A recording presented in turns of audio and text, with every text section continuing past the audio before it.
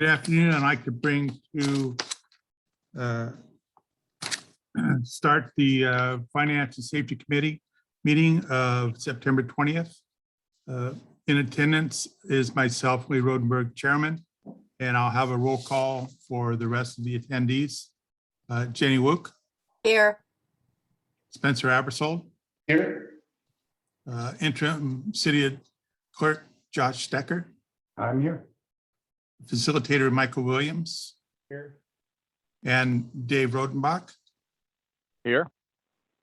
That appears to be all that were here. I did see that the mayor had said he would be here, but we'll go ahead and start if that's all right with everyone else. First item on the agenda is to approve the minutes from our last meeting. I move to approve the minutes of June 21st, 2021. Second. Okay, those in favor, say aye. Aye. Aye. Thank you. Minutes then are approved. First item on the agenda is the 6-year financial forecast. We were all sent a spreadsheet and an explanation of the criteria from which it was formed. So Dave, if you'd like to start with that and present it to us. Thank you, Councilmember Rodenberg. I apologize for not being there, first of all, and being able to make this a little more glitzy, but it's pretty simple. I think the intent of this forecast is to get council comfortable with the foundation for the current budget that we're projecting out into 2022. And so this gives just a picture of what we have right now on where the revenues are going and what we're looking at for next year. And so with that being said, the first part of the memo deals with just some of the economics that are behind what we're looking at. And down towards the bottom of the page is really where the meat and potatoes is. And that's the general fund revenues for 21, which sets the beginning balances or ending balances for 21, beginning for 22 balances, which of course are the foundation for the budget.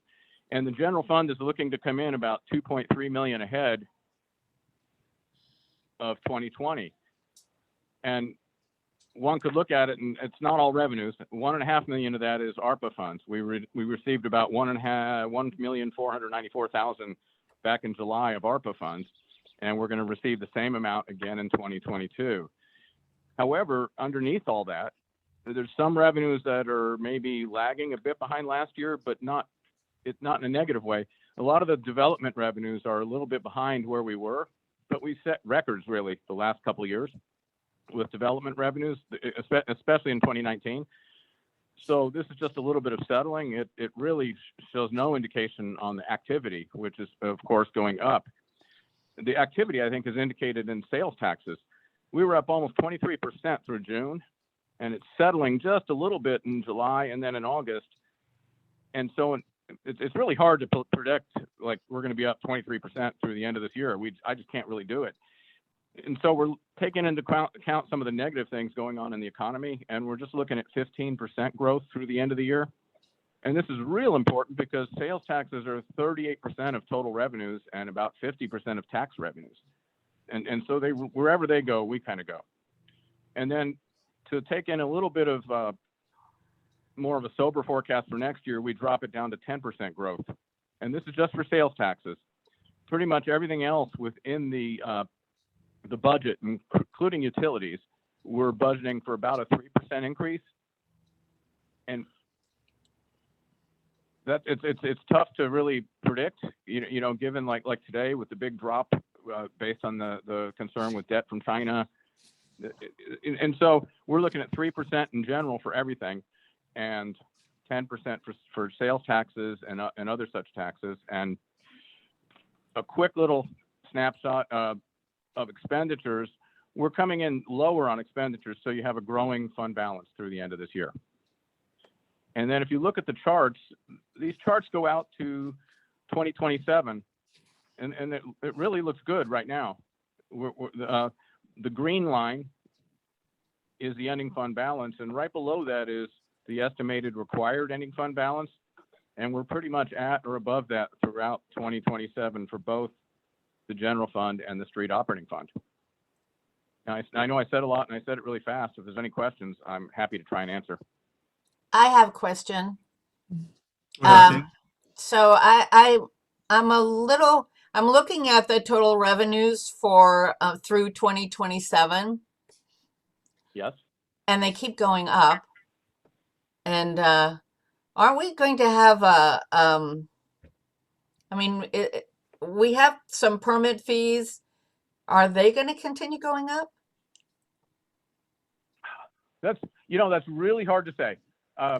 Permits and the permit fees are the hardest thing that I personally have to forecast.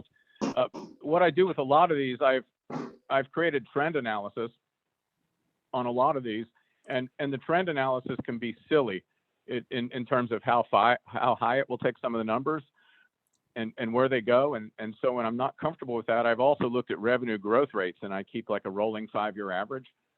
And so, like, for example, irregardless of other factors, property taxes have a 5-year rolling average of 5% increase year over year. Sales taxes, 6%. And that's just taking all the trends out. But when you get to permit fees, I don't even have it. I just put it because the numbers go weird. So what we're looking at for the permit fees for next year, I can tell you what I did, and this is a really nice discussion to have, actually. Let's say building permits, the basic building permits, we have, let me freeze this so I can keep my year. That's 22. So for 2022, regular building permits, we're looking at a 3% increase. This year, we're looking at a 2% decline from last year, and it just is the way they're coming in this year. We're just trending it out, and we're tracking it from the way we are going. It's not like with sales taxes. I can look at July and say generally every July we have on average 54% of year-end balance. So it's really easy to extrapolate that. Permit fees come out irregularly throughout the year, and so as compared to last year, we're trending 2% behind, and so that's what I've predicted through the year end for this year. And then for the out years, like for next year, 2022, we're predicting a 3% increase. I just don't see the growth stopping for next year. Now, you asked about the out years, I think. Yes, I'm interested Those- through 2020, 2027, and that would affect our sales tax as well if we're not developing quite as fast and as much, right? Yes, it would, and it's really hard. Maybe we're too high on those. Maybe we're not. Right now, I would say the out years in the building permits. What did we use? We used trend, and so what I have for 2023 is a 27% increase in building permits. Then I have a 4%, and then and so it's just there's no one good way to do this, and the only way to tell at the end is how right you are. And I see for the next few years, personally, I see growth. Okay. Just the things we're looking at. If you look at people moving out of the big population centers to have their virtual home offices, the local housing market, and the growth, I just don't see it grinding to a halt too fast.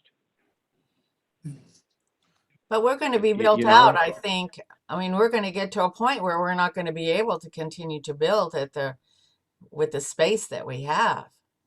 And that's true. And so on the general fund 6-year forecast, does that not include development and sales tax from development? It does, but you have to remember one thing with development fees. They can't be a revenue source for the general fund. They can really just be used to pay for the costs of administering to development. So if development were to slow significantly, we would have to start trimming our development costs. Okay. Measurably. For purposes of the meeting recording, it should be known that interim city administrator Tony Pisecki has joined the meeting. as well as Police Chief Caleb Busey. Thank you for noting that. All right, thank you. I'd just like to make a quick comment about development fees. I think Dave is spot on. You can do a reasonably good job looking at the following year or the year that's coming based upon projects that we know are going to be start construction. But the further out we get, the more of a guess and a crapshoot is. However, as he also noted, those fees are supposed to cover the costs of us providing the service. So if the fees actually start to go down, then he said it nicely, we trim our costs. That means if we have development review staff that we have no work for, we may end up being forced to lay them off if we don't have other things for them to do, or revenues that allow us to keep them on board. So I was just surprised to see the total revenues. They look like they're going from what, 17 million up to maybe 22 million in the next 6 years. Am I seeing that correctly? You are, and Yes. that's predominantly due to the sales tax and the explosion we're having.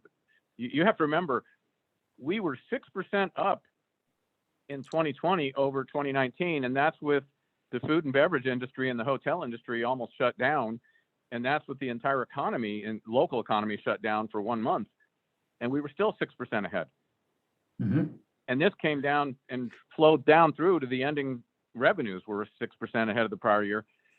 And then the explosion we had in the early part of this year, and right now it's looking like that's going to continue, knock on wood, but bad things can happen, like with the China credit thing today. And then if that stuff like that keeps happening, your fears will come true. Well, I don't want them to, but thank you, Dave. You're welcome. Spencer, you had some comment? Well, yeah, I mean, I guess I'm just kind of maybe spitballing here, but we're talking about trends and things. And so my thoughts are that as far as sales tax goes for the future, I expect that we'll probably continue to be on par for what we are or more, just because more and more people are moving into homes outside of the city limits in Pierce County. They're still developing, and those people are coming into our town to shop and do things. Just as you know, the chief has pointed out that our population is at night 11,000, but goes up to 20,000 during the day. I expect those numbers will continue to rise. The flip side of things with the China economy, probably going to have a 2008 type Lehman type situation to them, and that'll have global implications. I don't know if it'll hit us on Main Street, but it'll definitely have impacts. The other thing I'm thinking about is with new home development, we've already seen, I think, an impact from wood prices that have skyrocketed. I'm also reading now that aluminum prices are skyrocketing, and I think that's going to have an impact on new home construction. Although I do expect the construction business are going to do everything they can to continue to do work just to keep their employees employed, and I guess they get loans for doing development. And so I expect they'll probably be trying to, live off of those loans for, the next 2 or 3 years if they can, stretch themselves, which I expect they're going to have to do. So that, in my opinion, might equate a little bit of new construction, but I would expect that might taper off a little bit. And so, I mean, that's just kind of where I'm thinking the future might be going, but I don't know how relevant it is. I have a question for Dave. Dave, in 2023, you show the ending fund balance actually below the required ending fund balance. Is that number insignificant or is it impactful? I think it's insignificant because 2 factors. We have reserves, first of all, and those reserves are essentially general fundish, if you will, because the council is at their discretion transferring money into those funds to save for the future. Council could just as easily keep that money in the general fund, ending fund balance for that year, and push it ahead. Okay. And then, of course, the subsequent year we go back over. So I think that kind of secures it right there too. Okay. Dave, how much money do we have in strategic reserve and other reserves? we have about, well, of course, we just spent 1.5 million or 1.6 million out of the Civic Center. We're looking at about 500, 600,000 in the equipment reserve. And I think, let me just pull this up real quick so I don't give you a bad number. Where is that? There it is. In the strategic reserve, we put $1 million in 2 years in a row. So I want to say we have about 2.3 million. Okay. I'm waiting for that to come up. Okay, there we go. Okay, strategic reserve, 2.6 million is our year-end estimate for this year. Okay. And that very easily could just be dumped into the fund balance of the general fund. Sure thing. That it essentially is an extension of the general fund. So- Spencer, you had something else? Yep. Well, I just think that we should be doing whatever we can to either put more money into that strategic reserve fund or amp it up, because I honestly feel we still have a worst is yet to come moments ahead of us. And I think we should be forecasting for that. I hate to say that, but I was trying to be optimistic the last couple of months, but I'm getting less and less. Dave, for the 2022 budget, did you put another contribution to the strategic reserve of $1 million? Oh gosh, getting put on the spot here. Actually, in the beginning I did, but then we started getting a little low. And so I ended up making it just the old contribution of 80,000. I can easily drop $1 million back in, Well, and we can deal with maybe cut. But all Go that ahead. does is change the numbers on this spreadsheet, or on this That's true. chart, I should say. Yeah. So I have a question for both the city administrator and finance director Rodenbach. You started the conversation saying that this would be good information for council going into the budget process. And since this is just a small committee, is this particular forecast going to be on the full council agenda? Or is this something that I should make a brief report during committee reports? It is not planned right now to be a report to the full council. I think it would be appropriate for you to make some comments during council member comments at the meeting on Monday. And we can distribute this document to the council in advance so they have it, they can read from it. And we can make sure that Dave is available to answer questions for that meeting as well. Yeah, and my comments, if you agree, will be very brief, in as much as there's so much more to do to develop the budget and on this forecast. Sure. But this is a great starting point. No reason to get anyone of the general citizenry too excited about it till we get into the budget process, in my opinion. Right, I agree. Any other questions for Director Rodenbach? All right, thank you very much, Dave. As Thanks, Dave. always, you've done a really good job of putting this together. Very easily explained to us. I like all the caveats you put in your cover letter, and lets us know what you thought of and what we should be thinking of. So thank you again. You're very Second- welcome. Thank you so much. Thank Second you. item on the agenda is the no wake buoy idea for the harbor entrance. Is this something that Chief Busey brought forward? No, it is something that Councilmember Wook asked be placed on the agenda based upon some information she received from a citizen. Do you like to So- address that, Councilwoman Book?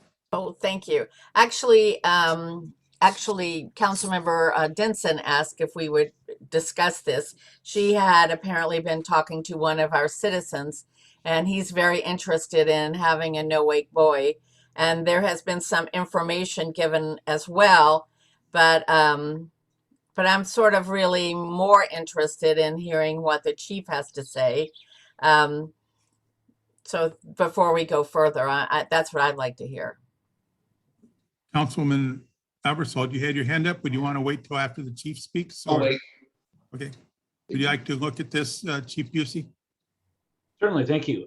Yeah, this issue has come up many times over the years. the idea of placing a buoy either inside or just outside the harbor entrance. I have seen similar buoys in other jurisdictions, but none in a jurisdiction that has such a confined entrance as we have in Gig Harbor.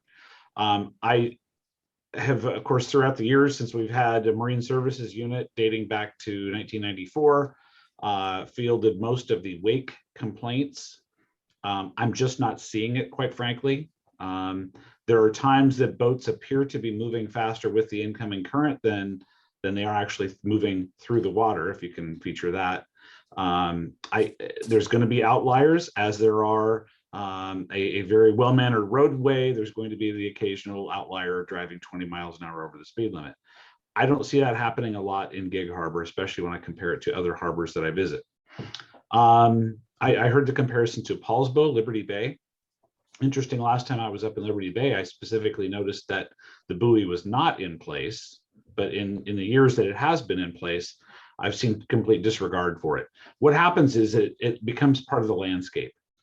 As we enter Gig Harbor by water, on the right, we have a no wake advisory sign. And then on the left, we have a private sign at this citizen's house saying no wake. Those don't seem to be any more of a deterrent than I believe a buoy would be. The logistical complications with the buoy are this. In order to comply with the Department of Natural Resources, we would have to install what's called a helical anchor. So envision a big corkscrew that goes into the bottom of the ground under the water. And then, of course, the anchor line going to the buoy, that will have to be suspended off the ground. In other words, the anchor chain or anchor road cannot scour the bottom of the sound. So we have to suspend that halfway up with what's called a midline float to keep it off the bottom. That only extends the circumference or the swing distance of the buoy.